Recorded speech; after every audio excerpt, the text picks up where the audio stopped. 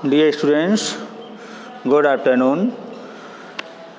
Today I am going to teach for class 10th second poem Fire and Ice,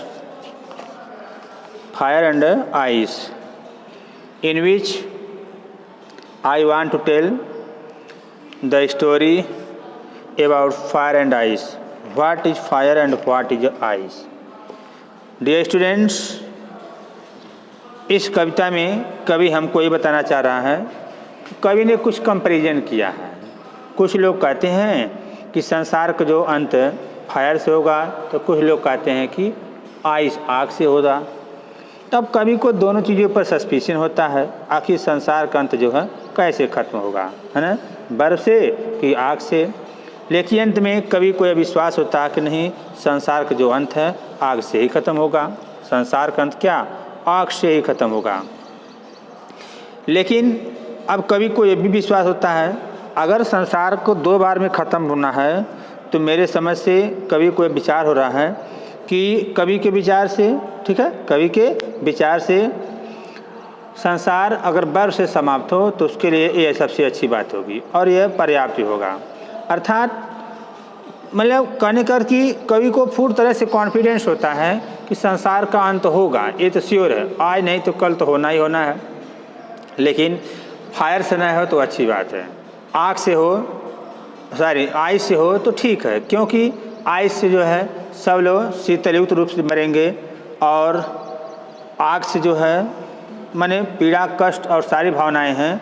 तो उसने दो विचार रखा है कि आखिर में किस तरह से संसार का जो है अंत होगा।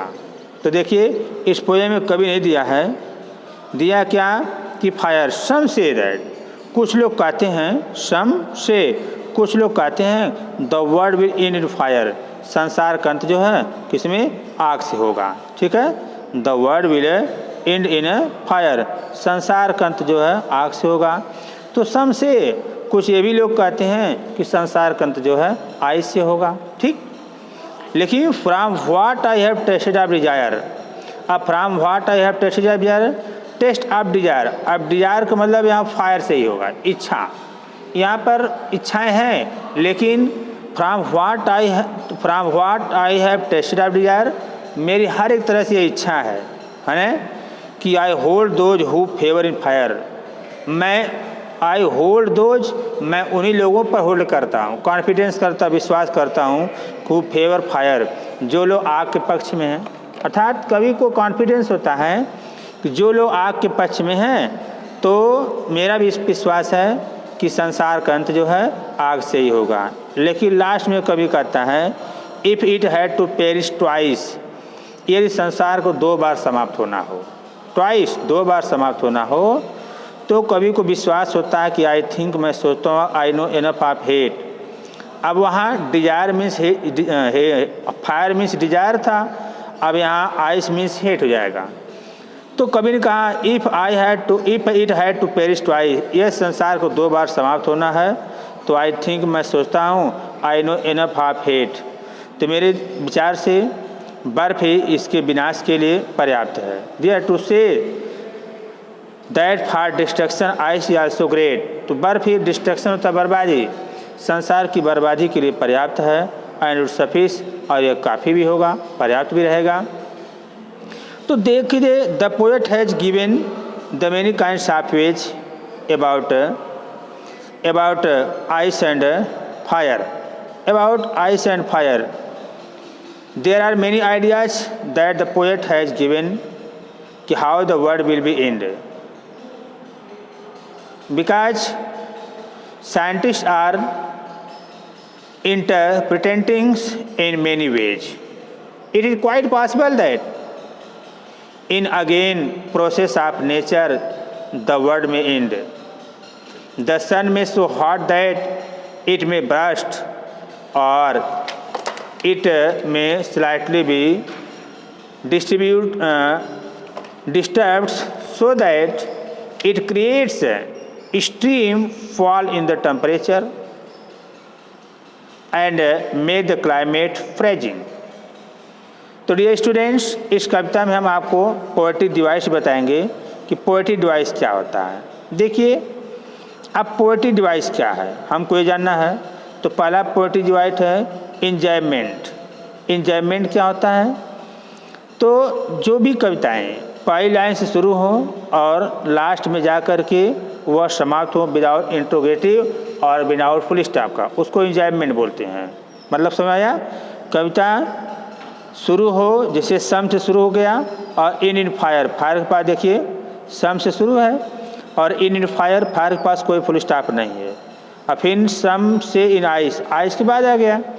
तो अगर पहली लाइन में कहीं फुल स्टॉप नहीं मिलता है, ठीक है, या देखिए from what I have tasted of Dzire, यहाँ फुल स्टॉप नहीं है, ऐसे पोएम को, इसमें हमारा जो पोएट्री डिवाइस होता है वह इंजॉयमेंट, ठीक, वह इंजॉयमेंट होता है।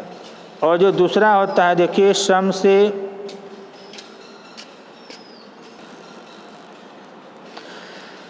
दूसरी बात देखिए डियर स्टूडेंट्स, अब सम से, अब दूसरा क्या है कॉन्सोनेंट।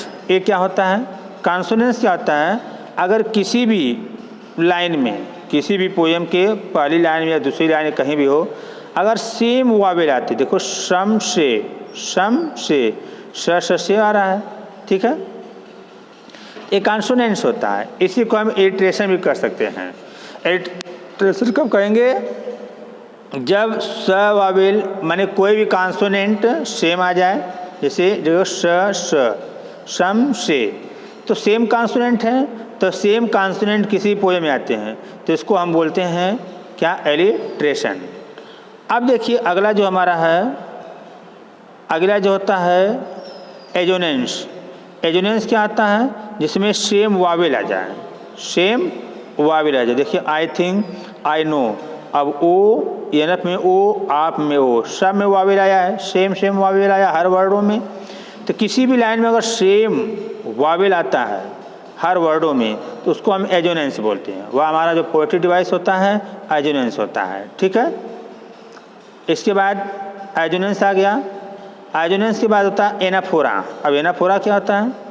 ये the start of the poem line, first और सेकेंड लाइन, जब किसी भी पोएम की पहली लाइन और दूसरी लाइन या तीसरी लाइन या चौथी लाइन सेम वर्ड से स्टार्ट होती है, तो ऐसे पोएम को एनाफोरा बोलते हैं। जैसे देखो सम है ना, सम आता है, तो ऐसे पोएम को हम जो है सेम वर्ड कहते हैं।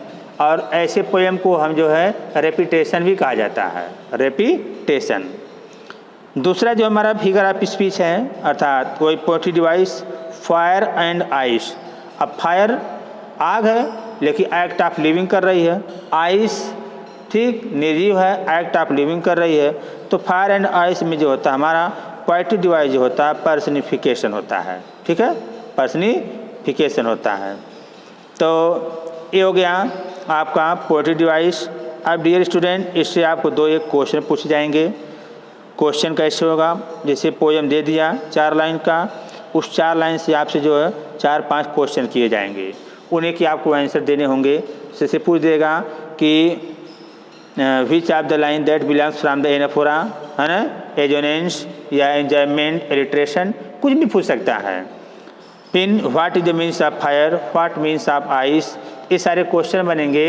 इनके आपको जो आंसर देने होंगे, तो हम आपको आंसर और एक्सरसाइज नेक्स्ट वीडियो में या PDF के माध्यम से आपको सेंड कर देंगे, ठीक है। Thank you.